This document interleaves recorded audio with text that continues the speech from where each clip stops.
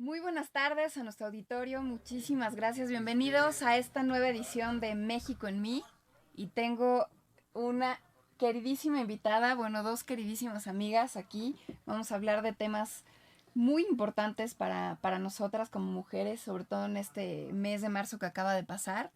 Eh, Primero doy la bienvenida aquí a mi compañera Elena Goicoechea, que siempre nos acompaña. Elena, bienvenida. Gracias, Dora Luz. Qué gusto tenerte aquí también de invitada el día de hoy. Espero que te la pases bien y que podamos platicar de mil temas interesantes. Gracias, Elena Dora Luz, por invitarme. No, bueno, con Eh, muchísimo gusto. Empecemos a Pues bueno, platicar. les presento a quien tenemos aquí sentada a mi siniestra, no a mi diestra, a mi siniestra, una querida amiga que es Jimena Alarcón Riquelme. Ella es mexicana, chilanga, aquí nacida en la Ciudad de México. Es artista contemporánea que comparte su tiempo entre la ciudad de Perú, ella está en Lima, Perú, en la Ciudad de México y en París. Así que siempre está muy movida. Fue complicado tenerla por aquí presencialmente con la agenda que siempre trae. Ella es feminista, curadora y fundadora del proyecto Casa Mérida, que es un espacio cultural que abre sus puertas a otras artistas que tienen este tema de ser artistas independientes, y es fundadora del proyecto Casa Mérida Contemporary. Eh, Realmente aquí la obra que ella desarrolla planteamientos sobre desigualdad social, condición de género y racismo, y ha expuesto su obra en forma colectiva e individual en Perú, Francia y México. Démosle la bienvenida de verdad a Jimena, y pues el día de hoy para mí es muy importante, Jimena, que el auditorio te conozca tu historia, tu trayectoria como mexicana, que has llegado pues, a trascender las fronteras del país y a tener tanto éxito, sobre todo en la parte de la escultura, que a mí es algo que conozco tu obra muy bien. He tenido la oportunidad de estar en exposiciones tuyas, y me impacta mucho la obra, sobre todo porque tiene un toque, voy a decirlo, quizá me equivoque, pero es lo que yo siento con lo que veo. Es algo violento y agresivo cuando uno lo ve, Sí. porque toca fibras que pocas artistas creo que logran mover en una mujer, sobre todo. Ves la obra y de primera instancia sientes agresión, y es lo que proyecta tu obra. ¿Cómo es que llegas a tener esta sensibilidad? ¿De dónde viene? Y quiero por eso compartir tu historia con nuestro auditorio. Y de antemano te agradezco que abras tu corazón para tantas personas que nos escuchan. Gracias, Dora Luz. Sí, efectivamente mi obra, sobre todo mi obra que es más política y más feminista, tiene esta parte de, yo lo llamo como acariciar a la gente, como dicen los franceses, ¿no? En el sentido del pelo, así como acariciarlos, porque es estética, Sí. manejo mucho la estética, pero con un fondo pues de agresión. Una parte de mi obra muestra agresión sexual, etcétera. Entonces se vuelve algo que es, te acaricio para que me veas porque estoy bonito, pero luego te doy el golpe así en la cara. Así es, Esa exacto. es un poco la manera en que yo trato de manejar estos temas, porque creo que los espectadores a veces están muy cansados, y más cuando hablamos de feminismo, o de agresiones sexuales, o de abuso, o de dominación masculina, etcétera. Están como muy cansados de ver las cosas pues muy directas, ¿no? O sea, creo que la fotografía acá, a mí me encanta, pero creo que sí tiene esta cosa de que la gente dice, ay, ya otra vez, ¿no? Otra vez me van a hablar de Del esto. feminismo, Sí, claro. entonces yo en mi obra trato de hacer eso, de cómo soltar el golpe, pero que les parezca hasta bonito, ¿no? Y luego se den cuenta de que, es un golpazo. Es un golpazo, Sí. claro. Bueno, pues nada más y nada menos, Jimena tiene una obra que se llama El Jardín de los Penes, que habla de, bueno, no quisiera yo hablar de ello, pero es una obra impactante. Cuando la ves, sientes, sales enojado, sales con ese sentimiento de decir, el patriarcado existe, sigue aquí, sigue sobre nosotras, y por más que queramos pintarlo de rosa, Mm. aquí está, y por lo menos es la sensación. Platícanos más de de esa exposición? De esa pieza en específico, El Jardín de los Penes es una serie de esculturas. Yo trabajo mucho por series y por proyectos individuales. Creo que es una deformación que traigo de la joyería, porque tengo toda una trayectoria anterior de joyería. Pero El Jardín de los Penes es una serie que a mí me encanta. Es autorreferencial. Y es una serie que trata el tema del abuso sexual. O sea, son 6 esculturas, de las cuales 4 muestran diferentes situaciones de abuso. Y las otras 2 hacen alusión a lo que yo creo que debería de ser el término correcto cuando hablamos de relaciones consensuadas. Para mí el término debería de ser recíprocas. Yo creo que la noción de consentimiento, la palabra de consentimiento como tal, es más una noción legal, jurídica. Y cuando alguien consciente da su consentimiento a algo, es reglas establecidas por quién, ¿no? Esa es mi gran pregunta cuando hablamos de consentimiento. O sea, ¿quién decidió cuáles eran las reglas y qué era lo que estaba permitido y qué era lo que no estaba permitido? Entonces yo siempre he pensado que la reciprocidad es una palabra mucho más aplicable a las situaciones de encuentros sexuales, ¿no? De acuerdo. Entonces esa serie primero tiene estas 4 piezas que hablan del abuso, en el que es muy claro que hay, por eso se llama el jardín de los penes, porque finalmente las vulvas son el jardín de esos penes, pero tiene otra parte en que ya hay un equilibrio de igualdad y de juego y de reciprocidad en las formas. Entonces, sí es una serie muy fuerte, pero muy fuerte. Sí, creo que es. ¿Tú crees que la parte sexual define la totalidad o la globalidad de la relación entre las mujeres y los hombres? ¿O por qué te abocas a esa parte específica de la genitalidad? En esta serie en particular, como decía al principio, es una serie autorreferencial. O sea, mi trabajo ha ido fluyendo de hacer joyería, hacer escultura. A mí mucha gente me conoce porque hago cosas muy geométricas. O sea, el hilo conductor de mi obra para mucha gente es la geometría. Y yo digo que el hilo conductor de mi trabajo es la rebeldía, no la geometría. ¿Sí me entiendes? Entonces, para mí usar la geometría, voy a tu pregunta, para mí usar la geometría como vocabulario, como esta está muy ligada a la masculinidad, es ya una rebelión. Entonces, de esa rebelión pasé a darme cuenta. Yo empecé a trabajar todo esto en Francia, cuando viví 20 años en Francia.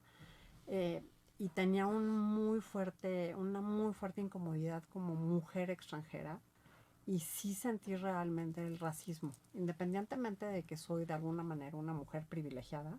Sí sentí el racismo en esas frasecitas de todos los días. ¿Puedo decir groserías o no? Sí, claro. Así sí. Chingaquedito, ya sabes. Sí, sí, sí. Y acabé muy harta. Entonces, cuando empecé a hacer escultura y tuve la oportunidad aquí en México de hacer una exposición de escultura que preparé en Francia, empecé a trabajar también papel y empecé a trabajar en textos sobre mi obra en papel, sobre estas circunstancias. Lo cual me llevó a analizar mi posición como mujer extranjera de piel oscura en Francia, y luego a analizar en donde había algo que yo no me había, que sentía que había una injusticia tremenda, pero no sabía bien qué, y era en la maternidad y en la domesticidad. El hecho de ser madre me dio una conciencia feminista tremenda. ¿Y por qué la genitalidad en esta pieza en específico? Porque, como te decía, después de hacer toda esta conciencia en mi obra, pasé a revisar mi pasado y a revisar el por qué alguien como yo, que había tenido pues en la juventud ciertos sueños y ciertas ganas y ciertas cosas que quería hacer, terminé siguiendo un trayecto que había sido realmente definido por la sociedad y no por mí. Entonces, ese regreso al pasado me lleva a lo que te digo, autorreferencial. Yo, como muchas mujeres, soy víctima de abuso. De abuso. Así es. Y por eso esas piezas son autorreferenciales y hablan de esas situaciones. Algunas obviamente ya son ficticias o son se vuelven ficticias. Por ejemplo, tengo una caja que es en el Jardín de los Penes, es una serie de esculturas, son esferas. Las esferas para mí representan de alguna manera los cuerpos o los espacios. Y hay una específica que fue la primera que hice, que es una esfera que se abre y adentro en cóncavo tienes una vulva de resina, con toda una superficie de resina, y del otro lado tienes falos. Muchos falos diferentes de diferentes formas, que son maderas que recogían en la playa y que tallé como falos. Y esa caja se abre y se cierra. Esa es una experiencia autorreferencial que yo tuve, un poco exacerbada, porque bueno, y hay muchos falos y en mi experiencia había mucho menos, pero te digo, voy a eso, no es precisamente la genitalidad, son las situaciones que son súper comunes y en las que nosotros es muy fácil cerrar los ojos y hacer como si no pasara nada. Y esa caja en específico habla de eso. Tú cierras la caja y eso no quiere decir que el abuso no esté sucediendo. Solo lo escondes. Lo escondes, claro. Y entonces, o tienes otras esferas tienes una que son como unas piernas, es un cuerpo de mujer, como unas piernas abiertas y la vulva completamente a tu vista. Entonces, el espectador se está confrontando a ver esa vulva. Y lo interesante es ver la reacción del espectador, ¿no? Porque es una vulva completamente desprotegida, como están miles de sexos femeninos desprotegidos, vestidos en la calle o desnudos. Estamos finalmente a la vista de todos. Y de alguna manera es una catarsis el poderlo expresar de esa forma, el sacar esa herida emocional a lo mejor de una manera plástica. Sí, bueno, claro, obviamente cuando decides exponerte de esta manera es porque ya lo tienes muy trabajado, ¿no? Muchos años de terapia. Y lo tienes muy trabajado y porque te das cuenta, yo creo que un punto muy importante en la historia es el movimiento Me Too. O sea, cuando el movimiento Me Too surgió, yo dije, mira, o sea, no soy la única.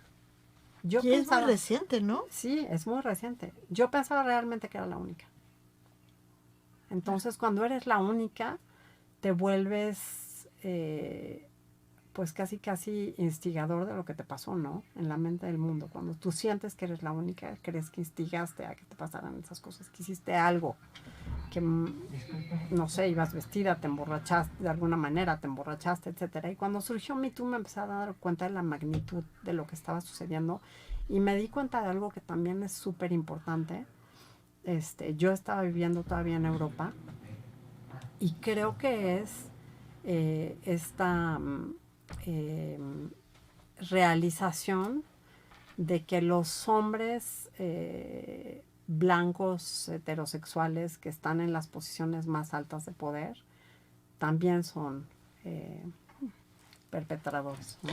Pero al hablar de hombres blancos que están en el poder, ¿no de alguna manera estás etiquetando a todo un grupo en un estereotipo cuando no necesariamente todos los que están en esa categoría son iguales?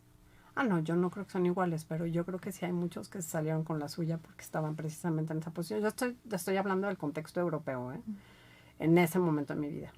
Creo que el hecho de que Harvey Weinstein fuera el nefasto violador que es, abrió la posibilidad a que ya no fueran nada más los otros. Creo que en este problema, en esta cosa de la violencia y de la sexual y de la misoginia y demás, hay una cosa de la otredad. La primera otredad somos las mujeres en el mundo. Y luego las otras son los negros, los indígenas, los inmigrantes, los otros. Y creo que el caso Me Too abrió la puerta a que todos los demás ya no fueran los chivos expiatorios de esa élite específica. No quiero decir que todos son violadores ni perpetradores, pero creo que sí hay una posición de dominación sobre todo el resto que hace que haya mucha injusticia y mucha impunidad. Bueno, de hecho el abuso sexual, la misma violación como acto sexual abusivo, está muy relacionada, más que con el placer, es con el poder. Claro, es un acto de Claro. dominación y de Así poder. Sí. Así es. Sí. Y bien lo dijiste bueno, regresando a la exposición que yo tuve el gusto de poder apreciar. Imagínate, Elena, entras a una sala de exposición y ves y te encuentras con vulvas expuestas. ¿Qué es lo que sientes? Lo primero Que te es están exponiendo a que ti. exactamente. O sea, realmente ¿No? lo que la obra de Jimena transmite es muy fuerte, porque nadie se imagina entrar a una sala y de repente ver falos, penes, vulvas, o sea, dices, Dios, ¿dónde? Pero realmente empiezas a sentir, porque una obra de arte te tiene que, lejos de que si te gusta o no, si es estética o no, es lo que te provoca y lo que te hace sentir. Y todas en el fondo de nuestro corazón hemos tenido esa sensación de sentirnos expuestas, a mayor o menor nivel, porque muchas veces lo obviamos y decimos, bueno, Lo el normalizas. profesor de la universidad, pues es el profesor, ¿no? Y si me dijo que qué bonita falda y qué bonitas piernas, pues no tengo por qué sentirme, pues no. Y realmente alguien Jimena logra en su obra transmitir esa sensación.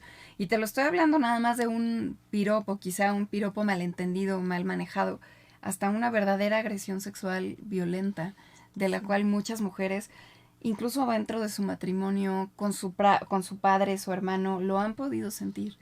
Y como decía Jimena, decías, a veces sientes que eres la única y a veces lo peor de todo es que te sientes culpable de que tú provocaste esa situación porque te pusiste una falda, porque tomaste de más, porque te fuiste sola con tus amigas de noche a un lugar.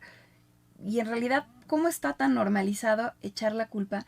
Recientemente había unas declaraciones del alcalde de no sé dónde diciendo que la culpa había sido de la niña, ¿no? Porque se había ido sola y se había emborrachado. ¿En dónde está la sociedad? ¿Dónde ves tú la sociedad que hemos llegado al punto de sentirnos culpables de la agresión que nos hacen? ¿Qué tanto tiene que ver aquí la religión, las religiones, sobre todo en nuestro país, la religión católica? ¿Qué tanto tiene que ver la ley injusta que hasta hace muy poco tiempo La impunidad. la impunidad, exactamente la impunidad? ¿Qué tanto eso ha llegado al punto que nosotras nos sintamos culpables y responsables de lo que nos pasa a nosotras? ¿Qué tanto es un problema cultural? Así Hablando de cultura en el programa anterior, ¿qué tanto ese marco de pensamiento se ha convertido en algo cultural? En donde si es impune, Claro. ¿no? Si son crímenes que están en impunidad, es porque de alguna manera el que imparte la justicia o la que imparte la justicia en un momento dado, ni siquiera le da la importancia como para poder ser tan mano dura y le busca atenuantes. Y le busca disculpas, ¿no? Ahorita que estabas narrando un poco de esa experiencia que tuviste al entrar a ese cuarto de exposición, inmediatamente vino a mi mente que yo lo hubiera sentido, esa exposición la hubiera sentido muy distinta si hubiera estado observándola sola, en el cuarto sola, sin nadie más, a si hubiera estado acompañada de mujeres o si hubiera sido mixto. O sea, sí es muy diferente la sensación, ¿no? Y es por esa exposición de algo que tiene que ver contigo misma. Claro. ¿No? Exacto. De alguna manera que algo dejas muy, expuesto. muy íntimo que está ahí expuesto. Sí. Y que no quieres que lo esté, porque hay que hacer la diferenciación, que no quieres que lo esté, ¿no? O tú decides con quién estar expuesta, ¿no? Recíprocamente. Sí, también. Recíprocamente. Bueno, para mí es una decisión, finalmente. Claro. Todo esto es tratar todos estos temas de esta manera y sobre todo autorreferencial es una decisión muy fuerte. Pero lo interesante es que sí se vuelve algo, ya no se trata de mí nada más, se trata de todo el mundo. ¿No? Se vuelve, como bien dice la frase feminista, lo personal es político. Y lo personal puede ser universal. Entonces, eso... ¿Lo es universal esto o es peor aquí en México? No, yo creo que es universal.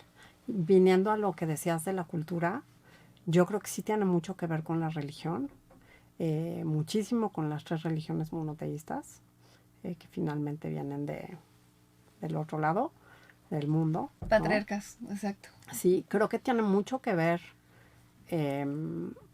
Yo creo que en todas las culturas seguramente hay todos los rollos estos de que son culturas, por ejemplo en la Amazonía, que son patrilineales, pero hay visiones diferentes del rol de la mujer. Creo que en las mitologías muy antiguas había diosas, mujeres muy importantes que se fueron como sacando del camino para crear realmente una visión patriarcal del mundo.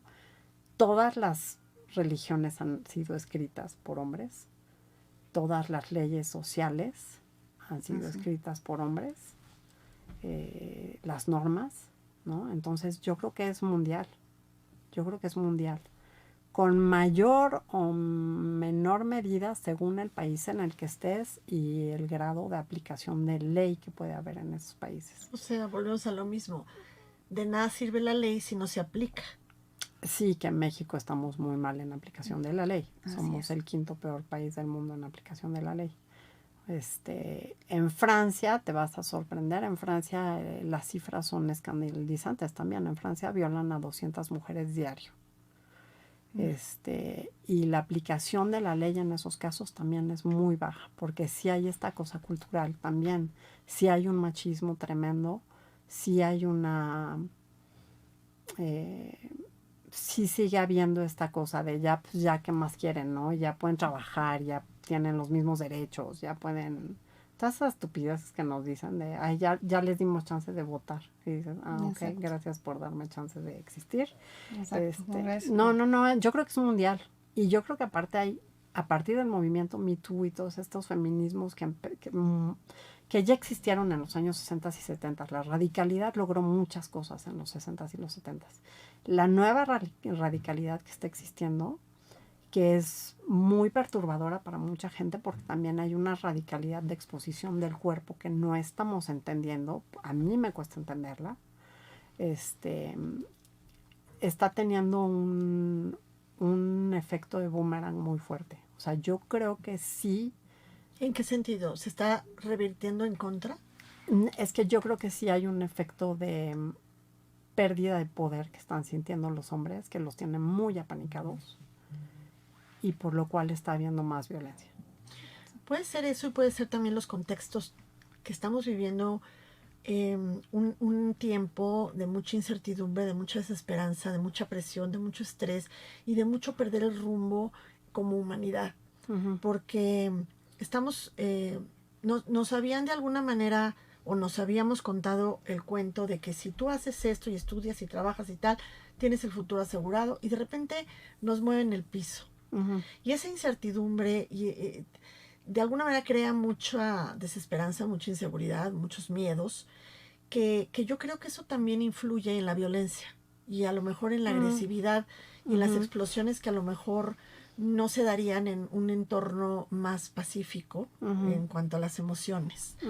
Pero bueno, finalmente volviendo al tema, eso no justifica nada. No. Se aumentó, por ejemplo, la violencia doméstica en el claustramiento de la pandemia. En Francia fue igualito, ¿eh? Y no y en significa que la pandemia en sí y el aislamiento diera pie a los problemas, sino que los puso en una como, ¿cómo se llama? En un laboratorio donde pones el experimento ahí. Sí, como en una cajita, ¿no? En una cajita, ¿no? Sí, lo pones las condiciones, digamos, idóneas para que como que se recrudezca, pero lo que ya existe, porque hubo otros hogares donde no lo hubo, ¿no?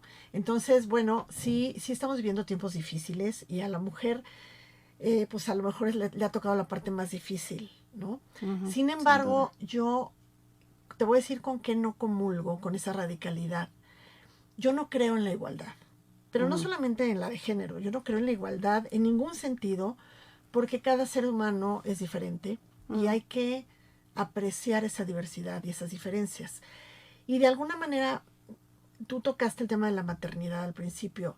yo creo que la maternidad es un privilegio de la mujer. Ujú. Y el hombre, por más igual que sea, nunca lo va a tener. Y para mí es un privilegio, no es un ancla o es algo que te deba limitar en la vida. El contexto es el que te limita. Porque, Ujú. por ejemplo, cuando una mujer se integra a la fuerza laboral en una cultura empresarial hecha por hombres, la igualdad para ella es ajustarse a ese contexto. No se ajusta el contexto a las necesidades de la mujer, de la maternidad y de la crianza. Mm. Entonces ahí es donde creo que en vez de buscar la igualdad se debe buscar que te incluyan con todas tus diferencias y con todas tus realidades. Sí, estoy de acuerdo. Y no, porque también creo que la maternidad es algo que sí incumbe a los hombres. O sea, sí es un privilegio que tenemos las mujeres de poder parir, maternar, criar, etcétera. Pero también siempre hubo un hombre involucrado, ¿no? Entonces, yo creo que si la cultura empresarial, ¿no? Yo no soy empresaria, pero soy artista. Y en algún momento tuve una pequeña empresa de 2 personas. Pero yo creo que sí la cultura empresarial debería también de valorizar la paternidad y permitir que los hombres también formaran parte de esa crianza a partir del parto, ¿no? Dando, pues, los tiempos estos para paternar, para ser padre. Claro. Yo creo más en eso. Yo creo que sí, efectivamente, la igualdad biológica pues no existe. Yo creo que estamos muy lejos de lograr una igualdad en ningún tema, ni social, ni de género, ni nada. En eso, por desgracia, coincido contigo. Y también creo que somos seres humanos todos. Yo creo que un factor, cuando te hablaba de otredad, de los otros, es esta visión de cada uno de nosotros como ser humano, de lo que son los otros. Las mujeres para ciertos hombres somos otra cosa. Somos otra cosa, otros seres que a lo mejor no tenemos la misma capacidad o que nacimos para servirles y para casarnos con ellos y para estar muy contentas y sonrientes y abrir las piernas cuando ellos quieran. ¿Sí me entiendes? Y entonces esa noción de otredad se aplica primero a las mujeres y luego a los otros, que son los negros, los que se vuelven nuestros sirvientes, nuestros esclavos, Sí. ¿me entiendes? Claro que sí. Y ahí hay otra cosa. Jimmy Carter, a quien yo quiero mucho, siempre dijeron que era un pendejo como presidente, pero yo creo que era un gran presidente en Estados Unidos y que ha luchado mucho por los derechos de las mujeres. Él dice que la injusticia más grande y el crimen más grande de la humanidad ha sido el que se ha cometido hacia las mujeres. Porque es un crimen que abarca desde la clase social más alta a la más baja. Las mujeres somos las otras de todos los hombres. Entonces, mientras ese crimen y esa desigualdad y esa injusticia no se arregle, para mí, Jimena Alarcón, las demás, el racismo, la desigualdad, la injusticia social, no se van a poder arreglar. Porque la primera injusticia somos nosotras. Nosotros les damos la vida a esos hombres. Y lo peor es cuando tú dices, bueno, cuando percibes al otro o a la otra diferente. Sin embargo, ¿qué pasa con el machismo que se transmite a través de la mujer? Que tú no eres otra, tú eres Exacto. igual a la otra, tú eres igual a tus hijas y sin embargo le estás transmitiendo esa cultura. Porque nos la compramos. Pero es que en qué momento, o sea, realmente el machismo es una herencia de la madre. La propia madre es la que educa al machito. Sí, ¿en qué y el momento? padre en las actitudes, ¿no? Claro. El padre es el que llegaba y se sentaba en la cabecera. Yo no sé ustedes en su familia, pero en mi familia el papá se sentaba en la cabecera. Sí, no, por Y supuesto. era el que le y se servían sigue el sentando. mejor pedazo de carne. Sí, sí, ¿no? sí, es verdad. Y le servían primero.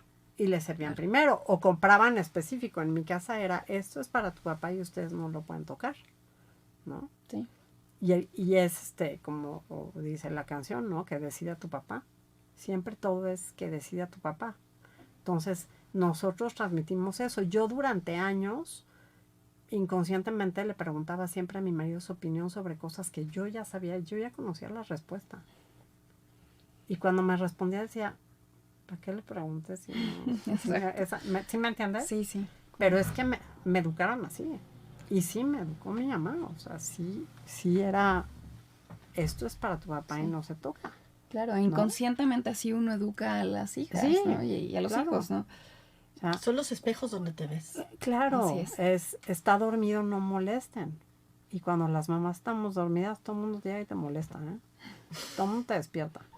No, de Sí, es veras. cierto, sí es cierto. La siesta de Que mi está muy papá bien era respetar sagrada, al era señor, sagrada. pero también a la señora, ¿no? O sea, es... No, claro. Sí.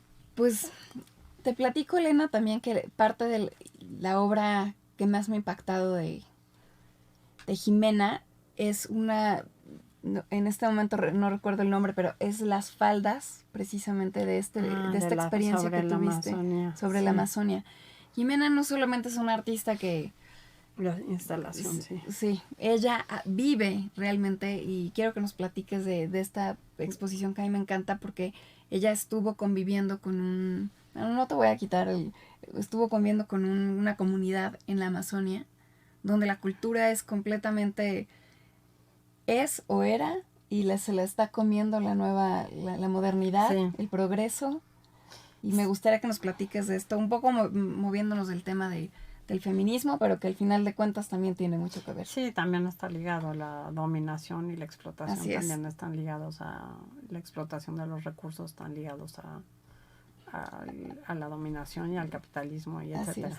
Así es. Por desgracia no pude convivir con ellos, lo que yo hubiera querido. Pude tener, porque se atravesó la pandemia, pero pude tener muchas conversaciones telefónicas.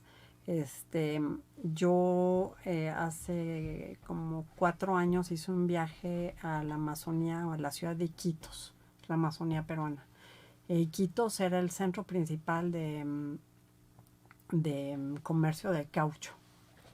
Entonces, en México no se conoce mucho esta historia, pero es similar seguramente a otro tipo de explotaciones. El árbol del caucho es originario de la Amazonía brasileña, peruana, etcétera. Y cuando se descubrió el proceso de vulcanización del caucho, que se empezó a explotar para hacer pues para hacer todas las llantas de bicicletas y de automóviles a fines del siglo XIX y principios del XX. Entonces, esta comunidad específica que se llaman los Boras, es un pueblo. El pueblo Bora es una de los múltiples pueblos que fueron explotados terriblemente en la época del caucho por los caucheros y sobre todo la Peruvian Amazon Company, que era una compañía peruana que cuando empezó a ver que se estaban como denunciando estos abusos en el Congo, sobre todo primero con Leopoldo II, porque en el Congo también había caucho, con todo lo que era la propiedad de Leopoldo II, y que llegó cónsul que se llamaba Roger Casement, que era un irlandés y era un cónsul para la Gran Bretaña, llegó a investigar al Congo, hizo un reporte y luego se fue a investigar al Perú porque ya había denuncias de un juez y un periodista, sobre todo, de los abusos a los indígenas. Se fue a investigar en nombre de la Gran Bretaña porque la compañía cauchera se volvió británica precisamente para tratar de evitar tener esos problemas y le salió el tiro por la culata porque ahí fue la caída de la explotación del caucho. Entonces los Boras son un pueblo que estaban en Putumayo, que es una región que ahora una parte es colombiana porque hubo un tratado en el que se cedió a Colombia, y los trasladaron los caucheros que quedaban, los trasladaron junto a los huitotos, los ocainas y los andoques, son los principales pueblos, los trasladaron a esta zona cerca de Iquitos, que es el Perú.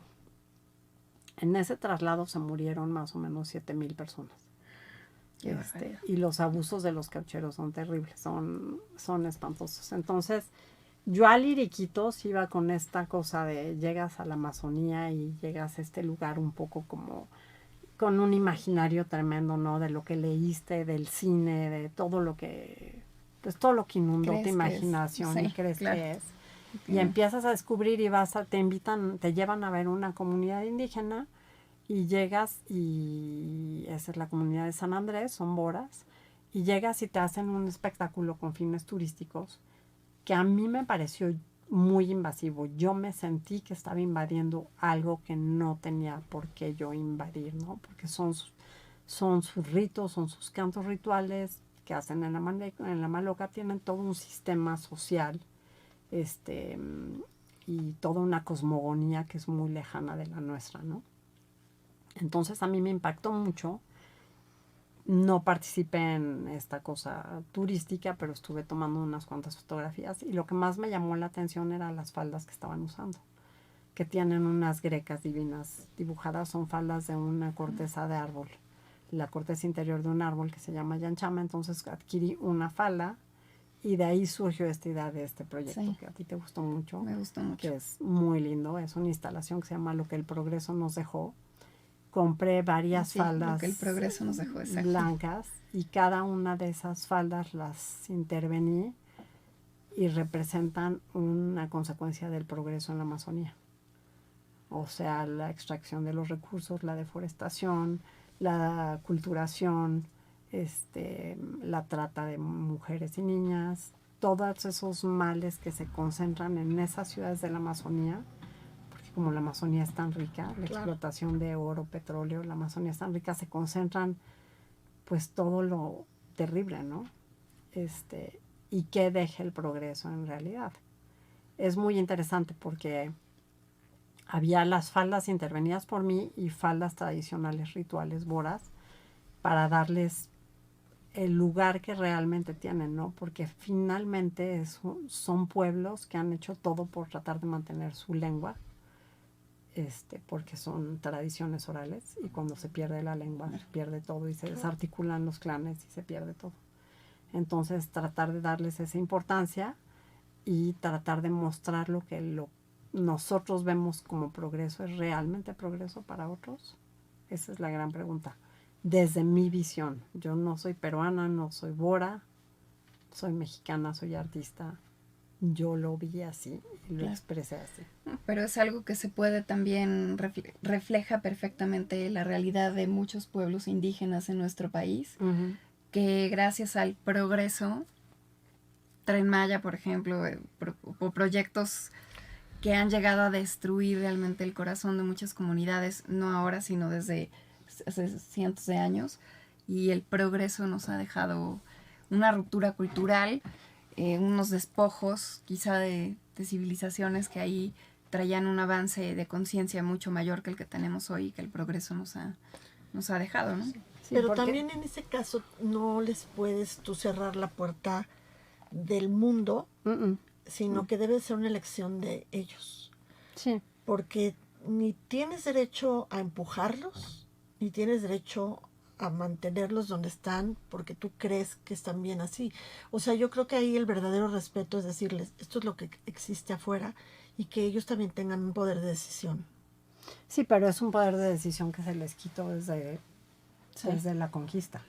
O sea, finalmente en el momento en que se les convirtió a otra religión, les estás quitando, estás desacreditando toda la cosmogonía y todo el conocimiento, que fue lo que se hizo. Pero realmente. te voy a decir, no solo en América, si tú ves la historia como un continuo, pues no puedes juzgar lo que ya pasó y cambiarlo porque ya pasó. Entonces yo creo que de donde partimos nosotros es de nuestro presente. Y lo que pasó hace un minuto ya es pasado, ¿no? Entonces yo creo que hay que verlo como hacia futuro y no renegar de lo que somos. Y de eso yo ya he hablado en otros programas. Es muy importante aceptarnos como somos y estamos hechos de muchas historias y de muchas células y de muchas cosas. Y el pasado es inamovible. El pasado ya fue. Pero lo que sí se puede mejorar es el presente y el futuro. Entonces, ya no importa de dónde venimos, si se impuso una religión, es analizar en un contexto distinto lo que pasó en un contexto anterior, porque así era esa época, porque en esa época se conquistaba, ¿no? No, pero sigue sucediendo. O sea, en la Amazonía tienes todos los evangelistas, en México sigue sucediendo, en Chiapas tienes a los evangelistas tratando de cambiarle la religión a todo el mundo. Es algo que que continúa. Y yo creo que ahí es importante denunciarlo. Yo no creo que el mundo, o sea, yo creo que el conocer la historia y el pasado es vital para entender el presente y para ubicar en dónde se repite. ¿Me entiendes? O sea, tú vas al Perú y forzosamente en todos los vuelos que llegan al Perú hay evangelistas gringos que van a evangelizar a los indígenas. Y hay una cantidad de iglesias de todo tipo diferente. Y entonces ahí es donde yo digo, esto sigue siendo una especie de dominación, es una especie de neocolonialismo al final, que se da de esa manera. Entonces tú lo que ves como ideal es que los dejen como están, donde están es aislados. Que lo que pasa es que tenemos una visión occidental del mundo de la cual creo que ni tú, ni Doraluz, ni yo nos podemos quitar. O sea, para nosotros el bienestar es de una cierta forma. ¿Sí me entiendes? O sea, para nosotros el bienestar es tener una casa, tener una cama, tener acceso a una buena educación, tener acceso a una buena salud, etcétera. Pero es una visión realmente occidental del bienestar y de lo que es válido. Entonces, la noción de vuelvo a la otredad y la noción del salvaje es todo lo que no funciona de esa manera. Los europeos no siguen viendo a los mexicanos como otros, los como conquistados. menos. No, y sí nos ven como, ay, qué chistoso, ¿no? El país es el chistoso donde pasan muchas cosas y te comes un taco en la calle. Y, ¿sí me entiendes? Esa es una especie de visión de que es otro y de que está muy divertido, pero yo no vivo así, yo vivo mejor. Yo vivo a la occidental y eso es mejor. Entonces, mientras nosotros no nos vamos a quitar esa visión occidental, que es muy difícil, yo la tengo, sí, de lo que es el bienestar, porque sí hay cosas que son bienestar. La salud, la educación, y la vivienda digna son básicas para mí. Pues sí. Y también el acceso a la cultura y de alguna manera la autodeterminación. Sí, pero son pueblos que tienen derecho a la autodeterminación, lo que pasa es que no se respeta. O sea, siguen siendo invadidos, siguen siendo el rollo de la deforestación en la Amazonía es un problema tremendo. Es terrible. Son mafias, son unas mafias espantosas. Es una cosa terrible, pero también, fíjate que cuando hablamos de derechos humanos, muchas veces el respeto a los usos y costumbres implica también la violación de los derechos humanos. También. Porque sí, esa visión occidental no es del todo mala en todo. No. O sea, tenemos un avance en muchas materias y en la de los respeto de los derechos humanos más allá de la edad y de la condición y del... Entonces, si tú te vas a ciertos pueblos, ya lo de la Amazonia, de México, y dices, bueno, es que los usos y costumbres dicen que las niñas se pueden vender o que las niñas se pueden casar y que los padres pueden hacer y entonces dices, no, espérate, es una violación de los derechos humanos. Entonces no puedes tú decir, vamos a respetar los usos y costumbres cuando hay algo así. No, yo estoy completamente de acuerdo contigo. Yo no estoy diciendo que esas culturas sean mejores y que haya cosas que no haya que asimilar. Yo también creo en los derechos humanos básicos. Es algo que todo mundo tendría que tomar y los usos y costumbres se deberían de adaptar también a eso. O sea, debería de haber alguna manera en que de un lado se vea lo valioso de una cultura y del otro también. O sea, tiene que ser un trabajo mutuo, ¿no? Los usos y costumbres sí, efectivamente. Está bien que existan, pero hasta un cierto punto, ¿no? O sea, no puedes vender a las niñas. Hasta donde no violenten los derechos. Entonces, ahí es donde la educación tiene que entrar, pero la educación tiene que entrar de tal manera en que tampoco se pierdan las lenguas. Porque las lenguas son muy importantes en la transmisión de las culturas, pero la parte efectiva, buena y valiosa es la cultura.